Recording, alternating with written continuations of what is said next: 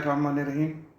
अस्सलाम वालेकुम नादरीन, आज हज़रत ख्वाजा गुलाम फ़रीद रहमतुल्लाह अलैह की ज़िंदगी विलादत से विसाल तक पर आज अहम गुफ्तगू होगी। मैं कोशिश करूँगा कि कम से कम वक्त में इनकी ज़िंदगी के चंद वाक़यात बयान कर सकूँ। मेरे जैसे कम इल्म के लिए इतनी बड़ी शख्सियत के बारे में गुफ्तगू करना बहुत मुश्किल है। दुआओं की दरख्वास्त होगी। मैं हूँ अब्दुल गफूर रहमानी। आप देख रहे हैं YouTube channel history with Rahmani. आप मेरे चैनल पर अगर नए हैं तो इसे सब्सक्राइब करें ताकि इस तरह की तारीख़ी और मालूमाती वीडियोस आपको बर वक्त मिल सके। नाज़रीन, हज़रत ख्वाजा गुलाम फ़रीद रहमतुल्लाह अलैह का शुमार अकाबिर औलिया इकराम में होता है। आपने 1901 में इंतकाल फरमाया। 120 साल गुजरने के बावजूद आपकी याद अभी तक ताज़ा है। आपके मुरीदों का तो कोई शुमार नहीं। बड़े बड़े ताजदार और मशाइख वक्त आपकी गुलामी पर नाज करते थे और अब भी आपका नाम नामी इसमें ग्रामी सुनते ही इरादतमंदों की निगाहें फरते अदब से बेइख्तियार झुक जाती हैं। हज़रत ख्वाजा गुलाम फ़रीद रहमतुल्लाह अलैह के जद्द अमजद हज़रत मालिक रहमतुल्लाह अलैह जज़ीरा अरब से हिजरत करके सिंध तशरीफ़ लाए। बाद अज़ां आपकी औलाद सिंध के मुख्तलिफ अजला में मुकीम हुई। आपके बुजुर्गों में बेशुमार हजरात और दरवेश गुजरे हैं। शेख ईसा बिन यूसुफ रहमतुल्लाह अलैह जो कि अपने ज़माना के अमीर कबीर थे, अमारत तर्क करके दरवेशी इख्तियार कर ली। आपकी औलाद ने फ़क्र वलायत में बड़ा मर्तबा पाया। चंद पुश्तों के बाद ठट्ठा के आसमान मार्फत पर एक और बुजुर्ग शेख हुसैन पैदा हुए। इस ज़माने में इक़्तिदार की रस्साकशी के बहस सिंध का अमन ख़राब हो चुका था। शेख हुसैन के बेटे मखदूम मोहम्मद ज़िक्रिया हालात को नासाजगार पाकर ज़िला लोधरा के इलाके मंगलोट मुंतकिल हो गए। वहाँ एक अज़ीमुश्शान दीनी मदरसा की बुनियाद रखी। शाहजहाँ ने मखदूम मोहम्मद ज़िक्रिया के साहबजादे मखदूम नूर मोहम्मद कुरेजा को मदरसा के खराजात के लिए ज़मीन भी दी। 3 पुश्तों बाद मखदूम मोहम्मद शरीफ सीतपुर में आबाद हुए। हजरत का मुरीद नवाब मिठन खान इन दिनों अपने नाम पर शहर आबाद करने की फ़िक्र में था। उसने आपसे मशवरा लिया और एक मकाम को पसंद कर लिया। इस जगह नवाब ने अपने नाम पर कोट मिठन की बुनियाद रखी। शहर तैयार हो जाने के बाद नवाब ने मखदूम मोहम्मद शरीफ को ख़ानदान समेत वहाँ मुंतकिल होने की गुजारिश की। आपकी बरकत से कोट मिठन शरीफ बन गया। नादरीन, मखदूम मोहम्मद शरीफ के 2 फर्जंद थे, कादी नूर मोहम्मद, कादी मोहम्मद आकिल। ये दोनों भाई फ़क्र विलायत के आसमान पर आफ्ताब व महताब बनकर उभरे। काजी साहब का मदरसा इस ज़माना में बड़ा मशहूर था और दूर दूर से लोग आकर इसमें तालीम पाते थे। ख्वाजा मोहम्मद आकिल रहमतुल्लाह अलैह हज़रत ख्वाजा नूर मोहम्मद महारवी के मुरीद थे। इनके विसाल के बाद उनके बेटे हज़रत ख्वाजा अहमद अली मसद नशी हुए और उन्होंने अपने वालिद साहब की अच्छी शोहरत को कायम रखा। मदरसा और लंगर दोनों खासी तरक्की कर गए। ख्वाजा अहमद अली के 2 फर्जंद थे, ख्वाजा खुदाबख्श और ख्वाजा ताज मोहम्मद। ख्वाजा खुदाबख्श रहमतुल्लाह अलैह ख्वाजा गुलाम फ़रीद रहमतुल्लाह अलैह के वालिद माजिद थे। नादरीन, सिखों ने ख्वाजा खुदाबख्श को सख्त तंग किया। नवाब बहावलपुर को मालूम हुआ तो उसने आपको चाचरा में क़याम करने की दरख्वास्त की। इस तरह वो दरियाए सिंध के मशरक़ी किनारे जो रियासत बहावलपुर में आता था, चाचरा में मुंतकिल हो गए।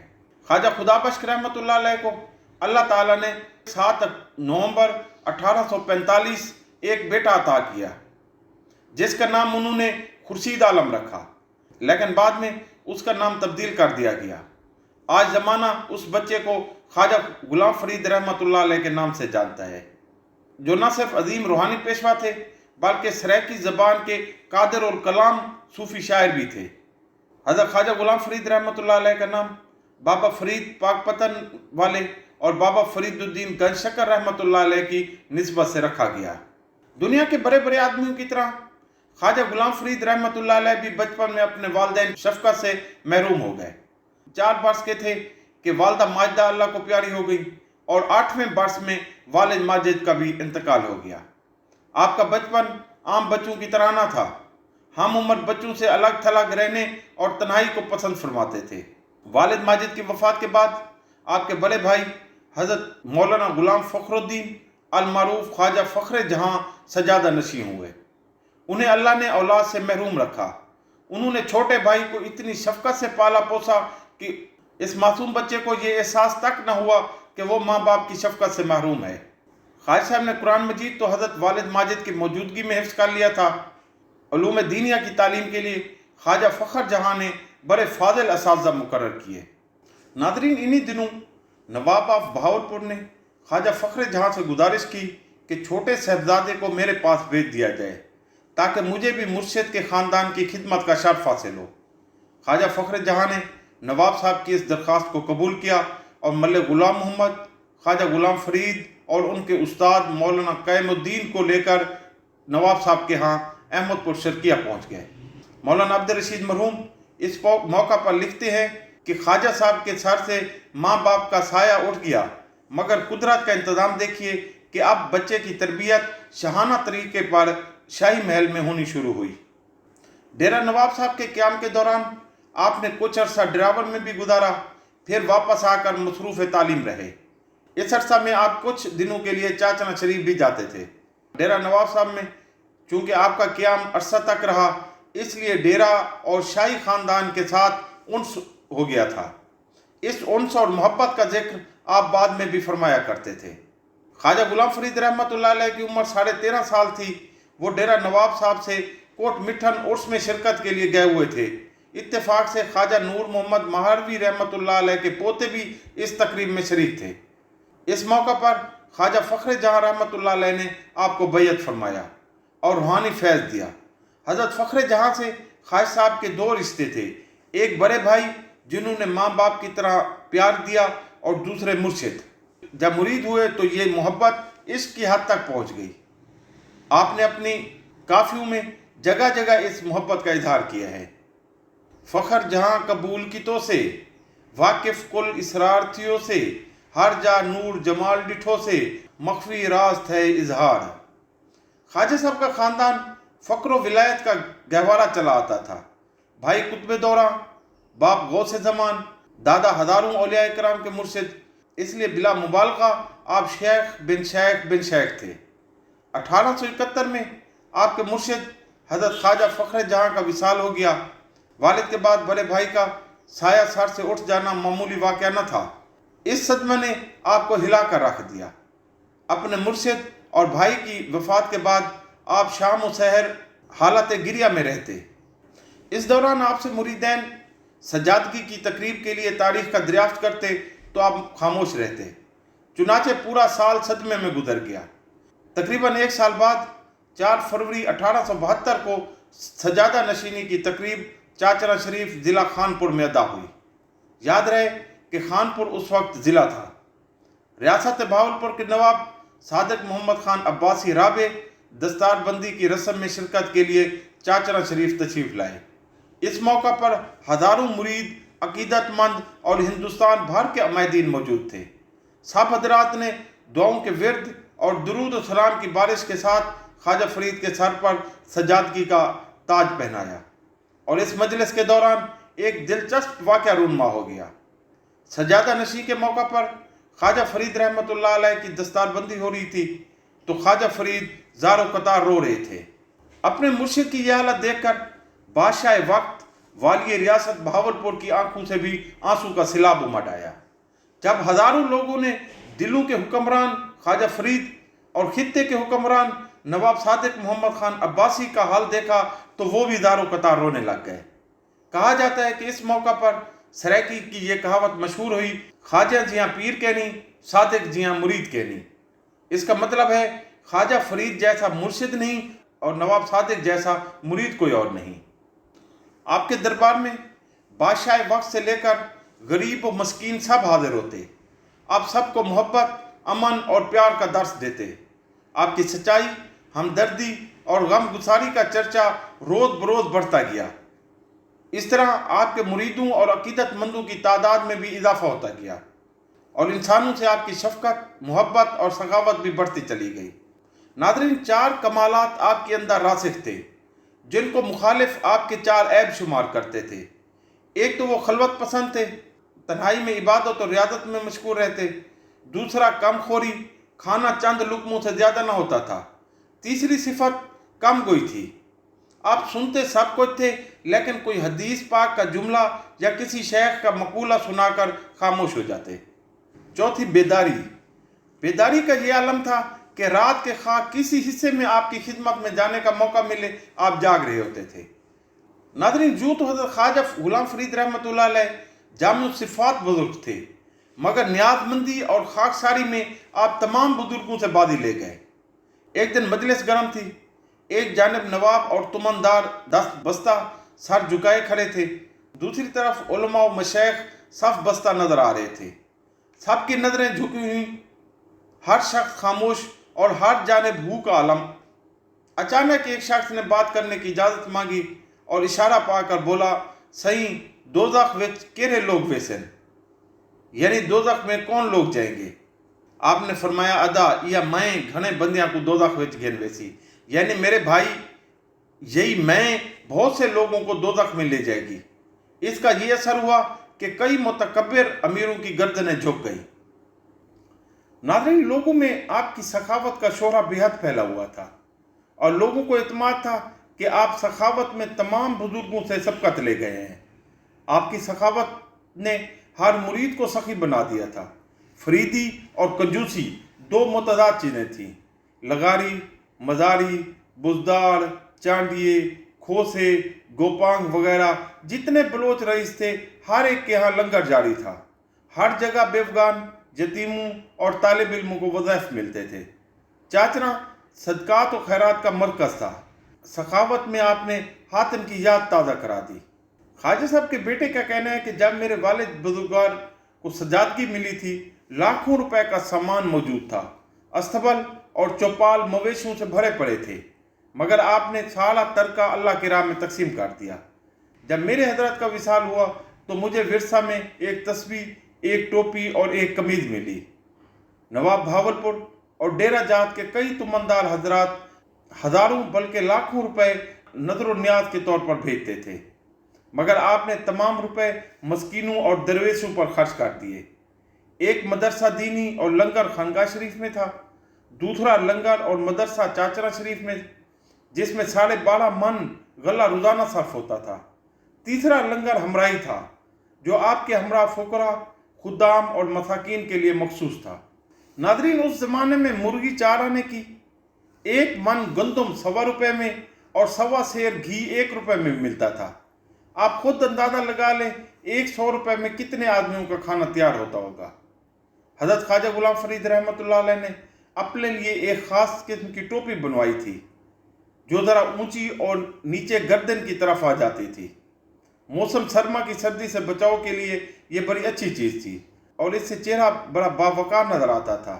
یہ ٹوپی اتنی مقبول ہوئی کہ تھوڑے سے عرصے میں ہر شخص کے سر پر نظر آنے لگ گئی۔ ناظرین، خواجہ فرید صاحب کا سفر حج بڑے اہتمام کے ساتھ ہوا۔ روانگی سے قبل لاتعداد روپیہ غربا و مساکین میں تقسیم فرمایا۔ 80 آدمی اپنے خرچ پر چاچرا شریف سے ہمراہ لیے اور ان سب کا خرچہ اپنے ذمہ لیا۔ بمبئی پہنچے۔ بمبئی پہنچنے تک جتنے مقامات راستہ میں آئے، سب میں اتر کر اولیاء و علماء کی زیارت کی، فقراء اور محتاجوں کی دستگیری فرمائی، یہاں تک کہ بمبئی پہنچتے پہنچتے 36,000 روپے خیرات کے کاموں میں خرچ ہو گیا۔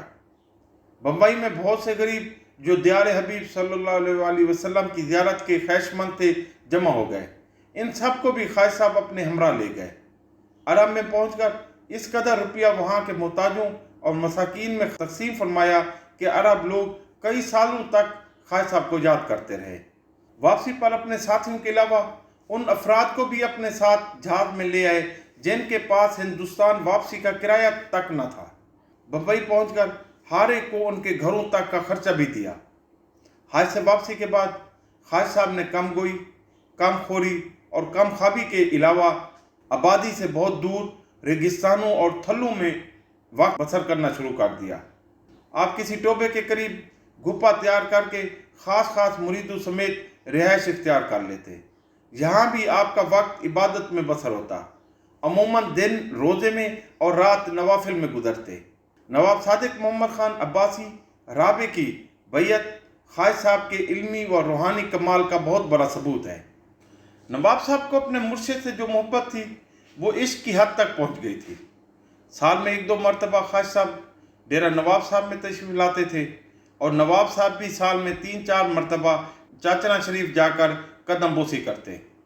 چونکہ نواب صاحب کے ساتھ کافی عملہ ہوتا تھا، اس خطرہ کے پیش نظر کہ مرشد یا اہل چاچرا کو تکلیف نہ ہو، چاچرا کے نزدیک ججہ عباسیہ میں رہائش کے لیے عالی شان محلات تعمیر کرائے گئے۔ قیام اس کوٹھی میں ہوتا، یہاں سے چاچرا جاتے اور مرشد کی کچہری میں حاضری دے کر شام کو واپس ججہ عباسیہ آ جاتے۔ ناظرین، اولیاء کاملین اپنے جذبات کا اظہار اشعار میں اس وقت کرتے ہیں جب ان پر ذوق اور وجدان کی کیفیت طاری ہوتی ہے۔ شاہ حسین، بلے شاہ، سلطان باہو، سچل سرمست اور شاہ عبد اللطیف بھٹائی جیسے صوفیاء کی طرح خواجہ فرید کا شمار بھی ایسے قادر الکلام شعراء میں ہوتا ہے۔ خواجہ صاحب نے جملہ اصناف سخن میں سے صرف کافی کو منتخب کیا اور پھر عمر بھر کافی ہی کہتے رہے۔ کافیاں دوسرے شعراء نے بھی لکھی ہیں، مگر خواجہ صاحب جیسی مختلف اسلوب کی کافیاں نہیں ملتی۔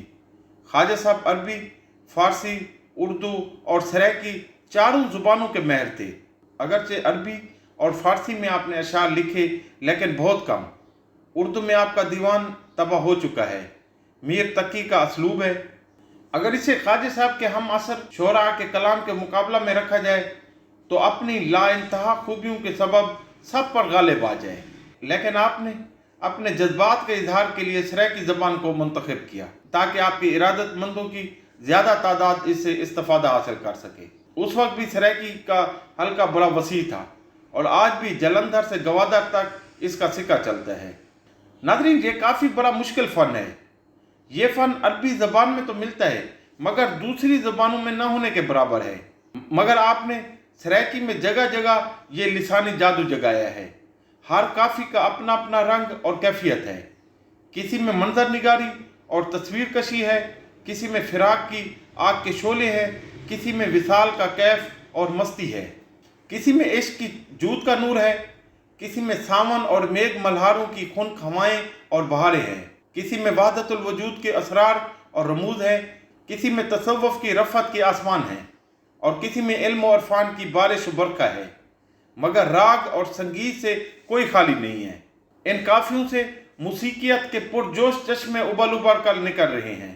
یہی وجہ ہے کہ بڑے بڑے راگ اور سنگیت کے ماہر، ممتاز موسیقار اور بلند پایہ قوال آپ کی کافیوں کو اپنے خوش الہانی کے لیے اعجاز اور جادو سمجھتے ہیں۔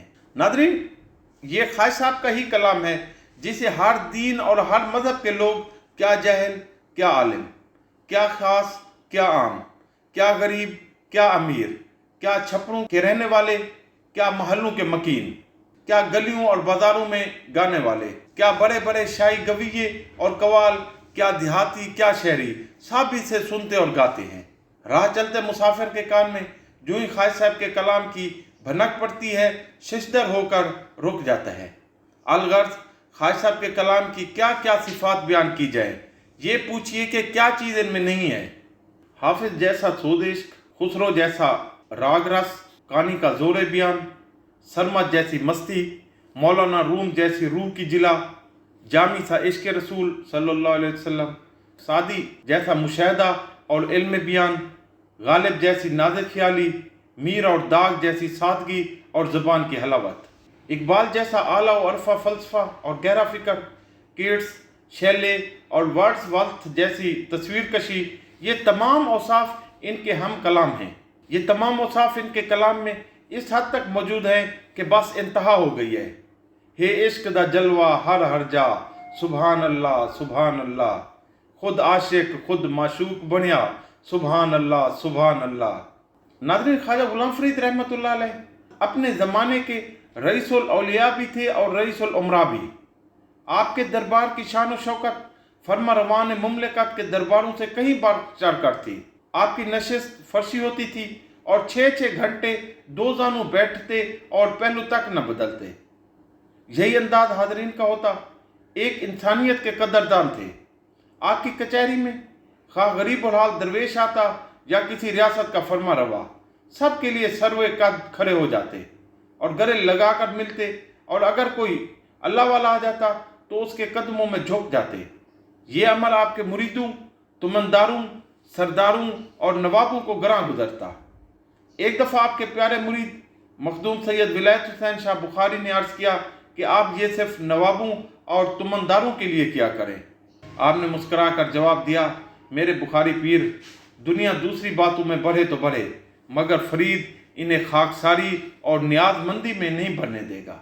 जिसे तू एहानत समझता है, फरीद के लिए ये पैसे फ़ख्र है। नाज़रीन, ख्वाजा साहब का घराना कई पुश्तों से इल्म व फजल का गहवारा चला आता था, इसलिए वो कुतुब खाना जो सदियों पहले आपके बुजुर्गों ने कायम किया था, इसमें बराबर इजाफा होता चला आया था। मतबूआ नुस्खों के मुकाबले में कलमी नुस्खों की तादाद ज़्यादा थी। आपको किताबें दुनिया की हर चीज़ से महबूब तर थीं, इसलिए जब फरीद महल बनकर तैयार हुआ तो बलाई मंजिल को कुतुब खाने के लिए वक्फ कर दिया गया।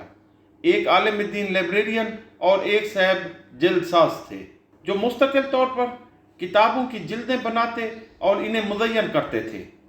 कुतुब खाने से मुत्तसिल मगरब की जानिब वसी और रीज़ बरामदा था, जिसमें आप कुरान और हदीस का दर्स देते थे।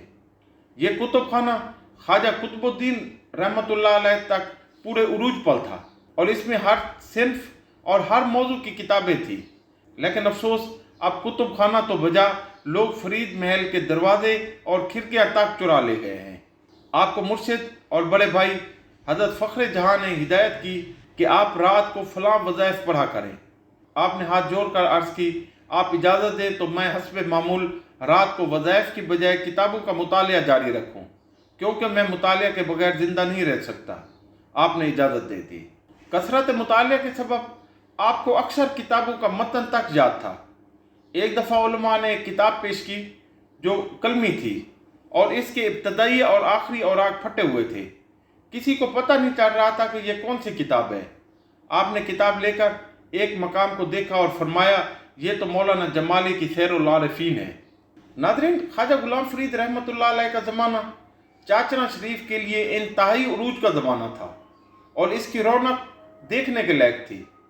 कोहे सुलेमान के दामन में रहने वाले बलोच तुमनदार और सरदार आकर कई कई दिनों तक आपके आस्थाना पर पड़े रहते थे और इस जानिब से नवाब सादिक मोहम्मद खान रियासत भावलपुर का फरमारवा आकर कदम बोस होता था।